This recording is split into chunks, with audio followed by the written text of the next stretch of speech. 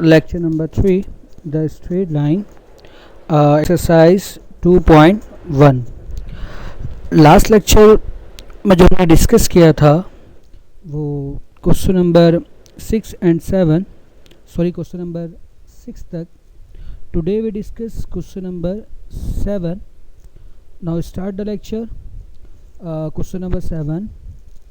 Show that a circle can be drawn with origin as the center so as to pass through the points 3, 4.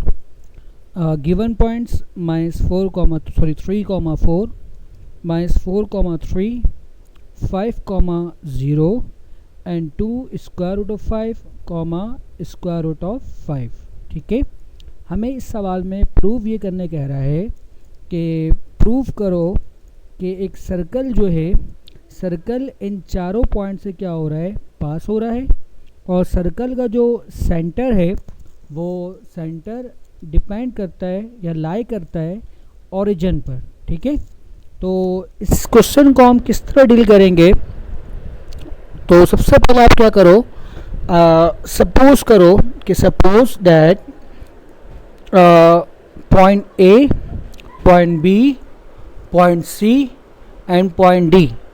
Point A x1, y1, point B x2, y2, point C x3, y3 and point D x4, y4. Done.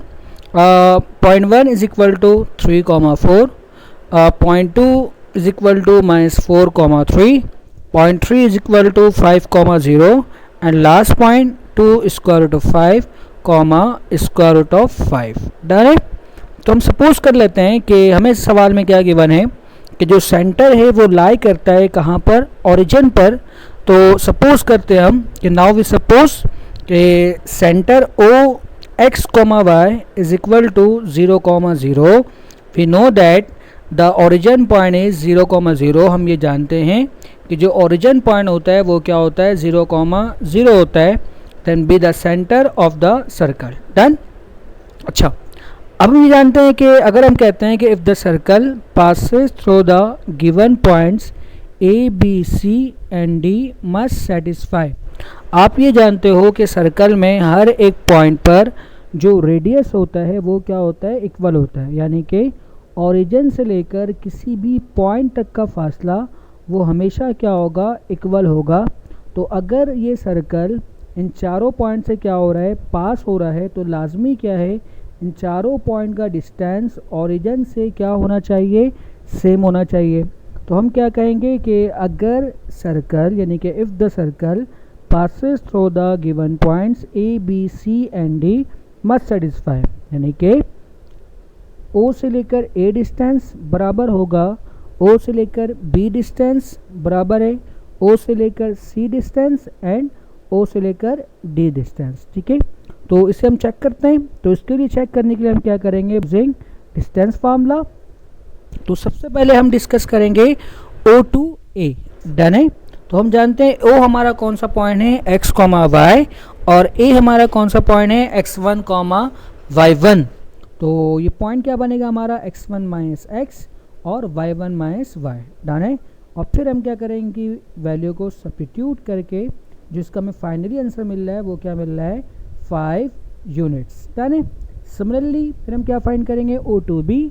We know that कि O point x, y and B point x2, y2. Done. तो formula क्या बनेगा, x2 minus x whole square plus y2 minus y whole square. Done है. And then substitute the value of x2, x, y2 and y. Then simplify और जो इसका answer हमें मिलेगा वो क्या मिलेगा, 5 यूनिट्स. सिमिलरली फिर हम क्या करेंगे, O2C फाइंड करेंगे और O2D फाइंड करेंगे. हम जानते हैं कि O हमारा x, y और C हमारा क्या है, x3, y3. तो फार्मूला क्या बनेगा, x3 माइनस x और y3 माइनस y. तो हमें दिख रहा है कि इन सारे का जो आंसर है यानी कि हर एक जो लेंथ है वो किसके बराबर है, 5 यूनिट्स के. तो हम कह सकते हैं क्या कि we see that all the lengths are equal, hence circle passes through the all points. Done है. नेक्स्ट क्वेश्चन हमारे पास क्वेश्चन नंबर 8 है. show that 6, 5, 3, 7 and 2, -1 are the vertices of a right triangle. We know that कि right triangle में जो लाई करता है वो पाइथागोरस थ्योरम लाई करता है, यानी कि hypotenuse square is equal to perpendicular square plus base square. It means कि जो ग्रेटर साइड का जो स्क्वायर होगा वो बाकी दो साइड के स्क्वायर के सम के बराबर होना चाहिए। तो फर्स्ट हम क्या करेंगे, सिमिलर वर्क के हम लाइट कर लेंगे। सपोज कि A B and C, A x1, y1 is equal to 6, 5, b x2, y2 is equal to 3, 7 and c x3, y3 is equal to 2, -1. We know that in a right triangle the square of the greater side is equal to the sum of the square of the other two sides. Done. Now we find, now we check. इसे find करने के लिए हम क्या करेंगे, again using distance formula. तो first we find A B. We know that A point x1, y1 and b point x2, y2. then formula square root of x2 minus x1 whole square plus y2 minus y1 whole square.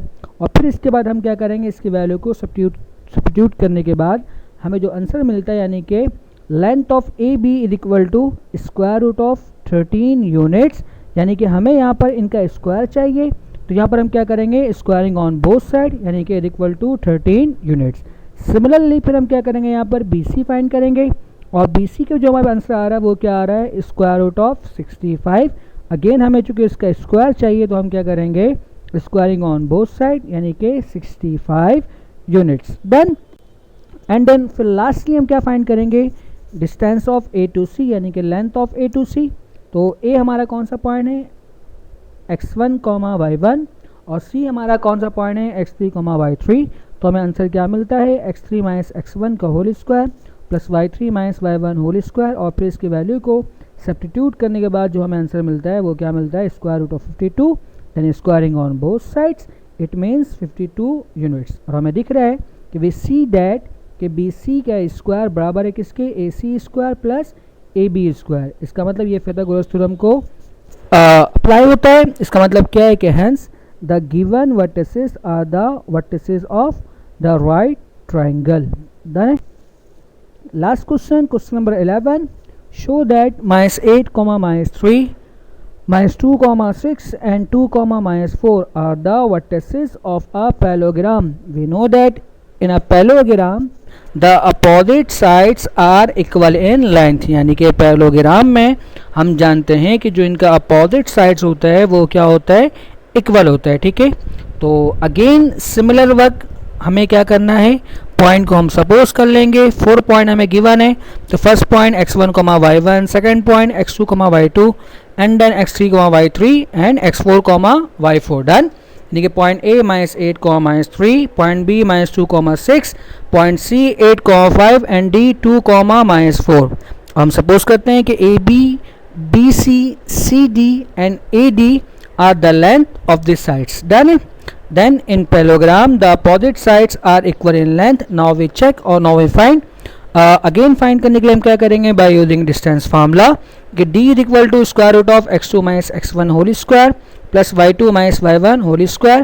First we find AB, a x1, y1, b x2, y2, then formula x2 minus x1 whole square plus y2 minus y1 whole square। और फिर हम क्या करेंगे, इसकी value को हम substitute करेंगे और सब्स्टिट्यूट करने के बाद जो हमें आंसर मिलता है वो क्या मिलता है, स्क्वायर रूट ऑफ 170 यूनिट्स। ठीक है, बाय मिस्टेक ये अगेन यहाँ पर क्या हो गया, कॉपी। तो फॉर ए बी हमारा क्या आ रहा है, स्क्वायर रूट ऑफ 170 यूनिट्स। फिर हम क्या फाइंड करेंगे, फॉर बी सी, बी हमारा कौन सा पॉइंट है, x2, y2, सी हमारा कौन सा पॉइंट है, x3, y3। तो इट मीन्स कि जो हमारा बी सी बन रहा है वो क्या बन रहा है, स्क्वायर रूट ऑफ 101 यूनिट्स। ठीक है, देन सिमिलर हम क्या करेंगे, सी डी फाइंड करेंगे और फिर हम क्या करेंगे, ए टू डी फाइंड करेंगे। देखिए सी टू डी हमारा क्या बन रहा है, 117 यूनिट्स और ए टू डी हमारा क्या बन रहा है, 101 यूनिट्स। तो therefore A D is equal to B C, यानी कि ए डी और बी सी अपोजिट साइड्स हैं। Again C D and A B ये दोनों भी आपस में क्या है, अपोजिट साइड्स है। और हमें वाज़ेह तौर पर दिख रहा है, यानी कि वी सी डैट कि जो इनके अपोजिट साइड्स हैं वो आपस में क्या है, इक्वल है। ठीक है, तो हम कह सकते हैं the given vertices are the vertices of a parallelogram. Done. ये आपका होमवर्क है, do it yourself. Question number 10 and question number 12। Question number 10, prove that -1, -4, -3, 6 and 3, -2 are the vertices of an isosceles right triangle. Similar work आपको करना है कि मैं आपको अभी बताया राइट ट्राइंगल के लिए कि ग्रेटर साइड का जो स्क्वायर है वो अदर टू साइड्स के स्क्वायर के सम के बराबर होगा। तो इसका मतलब क्या है, ये तो हो गया राइट ट्राइंगल।